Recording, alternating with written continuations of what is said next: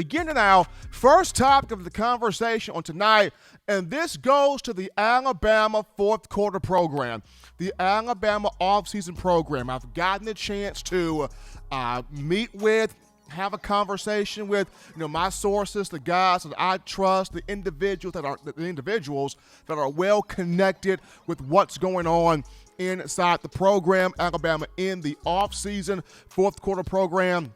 And talking to the guys that I know, some nuggets here, some big updates going on within the offseason program as the Crimson Tide pushing toward spring football, which once again starts March 19th, and then it goes into the spring game, the summer workouts, the fall camp, and the 2021 college football season. So we got 6 major updates here that I'm about to get into coming from the fourth quarter program. Number one, at the wide receiver position, 2 guys to keep your eyes on. Now, Alabama's going to give the veteran players the first crack at all 3 wide receiver positions. When you look at John Mechie at the X, the split end position at the top of the formation, Slade Bolden in the slot, and Xavier Williams at the Z, the flanker spot, the bottom of the formation. So Alabama's going to give the veteran guys the first crack at all 3 wide receiver spots. But 2 young guys to keep your eyes on, Javon Baker and Christian Leary. Javon Baker, first and foremost, he's got it now.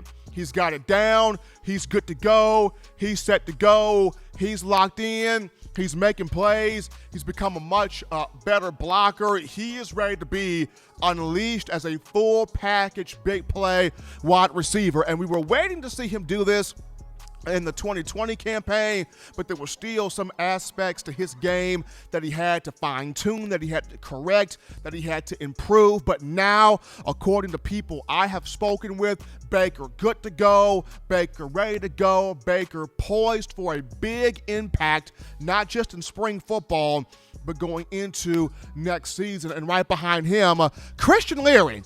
Christian Leary, I'm being told he is the one freshman at wide receiver who is starting to separate himself from the rest of the group. Now, this does not mean that Asia Hall and Ja'Cory Brooks aren't doing well, because they are. They both have brought in strong attitudes, tremendous attitudes. They're doing well in the fourth quarter program, but Christian Leary is just turning heads. He's got that next level speed, and Alabama looks for him to have an opportunity to maybe snatch that slot role, to snatch the slot role at receiver away from Slade Bolden, or him having a big role here in the special teams aspect, kick return, punt return, because of his speed, his athleticism, his acceleration, his big playability. So the 2 wide receivers, the 2 young guys to keep your eyes on here, Javon Baker and 1 Christian Leary. As we move on down here to the second big update from the fourth quarter program, is at the running back position. And first and foremost, we pick up Bryant Robinson Jr. here. B-Rob is set to take his moment. Finally, he is set. He is ready. He is poised. He is primed to take his moment. He has spent he spent some time here with Dr. Matt Ray, working on not just his strength training, his strength abilities, but also the speed as well. Nobody has been able to outwork B-Rob in the fourth quarter program, so he's going to be the number 1 back, the primary back here for the upcoming season for the Crimson Tide. But the question is, who's gonna be behind him to create that 1-2 punch for Alabama? And what I've been told is right now, Jace McClellan, coming into his sophomore year, looks like he will be the guy that will be the sidekick or the Robin to Bryant Robinson's Batman. And Jace McClellan this past season, we saw the speed, the burst, the explosiveness, the acceleration, the ability to hit the hole, take off, hit the afterburners, get up and down the field. Now, I would like to see what does Trey Sanders look like when he is back fully healthy, to be able to do everything from the running back perspective. He's been working with Coach Jeremy Giselle, who's over the rehabilitation part of the program. He's also been working with Dr. Matt Ray, too. So for Trey Sanders, the team not being fast with him, kind of taking him slow, wanting him to be back fully healthy from the injuries he suffered in the car accident, but looking forward to seeing how does Trey Sanders respond upon him getting back. But right now, the 1-2 punch for the Crimson Tide out the backfield looks like Bryant Robinson and Jace McClellan. As we move on down here to the offensive line, and here's the big ticket right here. The offensive line, you're replacing 3 starters from a season ago. Landon Dickerson off to the NFL draft, Alex Netherwood, and Deontay Brown. But what I've been told from credible sources is on the first day of spring ball, as you're seeing this on screen, here is how the offensive line is projected to look from left to right. Left tackle, Evan Neal. Left guard, Tommy Brown. Center, Chris Owens. Right guard, Emil Ekiyor. And right tackle, Kendall Randolph. Now, this is not set in stone.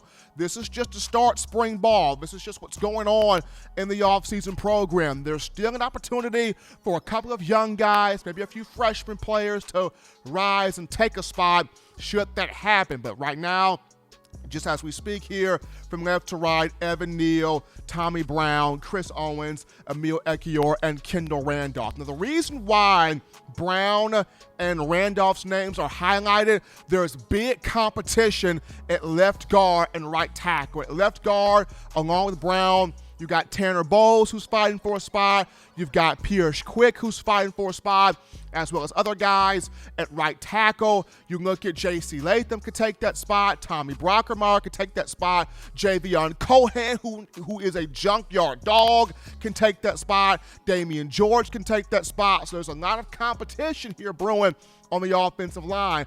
But it's a good thing Alabama does have 3 returning starters in Neal, Ekiyor, and Chris Owens. Right now, from left to right, Neal, Brown, Owens, Ekiyor, and Kendall Randolph, the projected offensive line to start spring ball here. As we move on down to the 4th big update, we go to the defensive line, and here is what I'm being told. There's a lot of excitement about this group. There's a lot of excitement on the face of Freddie Roach as a defensive line coach, especially where the young guys are concerned. Now, the team is happy about Phidarian Mathis being back, him being the leader, the energy guy on the team that Alabama is expected to have huge production from. Brian Ray is back, and the question for him, can he put in a full season healthy? He's been injured. He's been banged up a lot. Can Brian Ray give the Tide a full season healthy on the field? And then there is also, you got the likes of T.M. Smith, you got the likes of Jamil Burroughs, fans really happy, the coaching staff really happy about these two.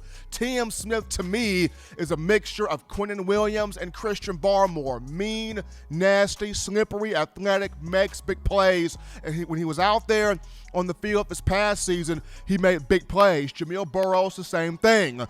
This coaching staff really happy about Byron Young, happy about Justin Aboigbe, happy about guys like Damon Payne and Quinn Barnes, just a lot of these young guys on this roster, these mean junkyard dogs on the defensive line. The coaching staff really excited about this group, and it feels like this is a group that's gone back to being 2 and 3 and 4 deep, or 3 and 4 and 5 deep on the defensive line rotation, kind of like what Alabama had in 2015, 2016, and 2017 with the litany of guys that it had along the defensive line. So Freddie Roach and this group really excited about what it has in the upcoming season. As we go down to the 4th thing here, the next thing here at the middle linebacker position. And at middle linebacker here, Jaylen Moody right now. So Jaylen Moody is getting the first crack. He's getting the first opportunity to get that starting spot at middle Mike linebacker. Alabama's going to want to keep Christian Harris at weak side, have him as its playmaker, see ball, get ball, attack the ball, which means Jaylen Moody will get the first crack here. I'm being told will get the first opportunity at that middle Mike linebacker position. The young man at 6'2", 225 pounds out of Conway, South Carolina. He came on and did a very admirable job in the Arkansas game, filling in for an injured Christian Harris, but right now Moody expected to be the middle linebacker, the Mike linebacker. Now, if Alabama is able to get Henry Toto out of the transfer portal from Tennessee, then we're going to see a whole bunch of changes, a whole bunch of altering, a whole bunch of things being maneuvered and shifted around. But right now, as we speak, Jaylen Moody is looking like he's getting that first crack there at that inside linebacker, that middle linebacker position. Among other guys being groomed for the middle linebacker role, Deontay Lawson, keep your eyes on him. He's being groomed for Mike linebacker. Keep your eyes on Jackson Bratton. He's being groomed for Mike linebacker. Also keep your eyes on Ian Jackson. Jackson Bratton being groomed for Mike linebacker. Ian Jackson is being groomed for both spots, for Mike and Will. He can play both spots there on the defensive side of the football. Kind of has that Rashaan Evans type of versatility. Demoy Kennedy's being more so groomed for that weak side wheel backer position, but that's the other big update. Jaylen Moody getting that first crack at that Mike middle linebacker position. And now that takes us to the Alabama defensive secondary right now. The defensive secondary, and this is how things are starting to shape up according to what I have been told. So at that left corner spot, Josh Jobe has that for now. Josh Jobe's got that left corner spot. The spot opposite of Jobe, here is where the competition comes in, and that's why you see the question mark on screen, because at that right corner spot, there's Jalen Armour-Davis battling. There's Marcus Banks battling. There is Kyrie Jackson, the JUCO corner, battling. Got a lot of guys battling there for that right corner spot. Now, at that star row and nickel, no one's taking that from Malachi Moore. That's his spot. Behind him is Brian Branch. At that money position in the dime roll, that's another spot that's huge competition along with the right cornerback position. In the money roll, you could have DeMarco Hellams in that spot. You could have the likes of, you could have DeMarco Hellams there. You could have Brian Branch there. You could have Brandon Turnage there. You could have Jalen Armour-Davis there. You could have Ronald Williams there. I mean, there's going to be a lot of competition at that dime spot, at that money spot as well. As far as the two safeties are concerned, Jordan Battle will keep his spot at strong safety. That's concrete right there. At free safety, keep your eyes on DeMarco Hellams, rising quickly, doing some big things in the fourth quarter program. Alabama's trying other guys at free safety as well, but right now DeMarco Hellams is the guy that's appeared to have locked up or looking to lock up that free safety spot. But those are just some of the big updates here so far coming out of the fourth quarter program. Thank you for watching Touchdown Alabama Magazine's YouTube channel.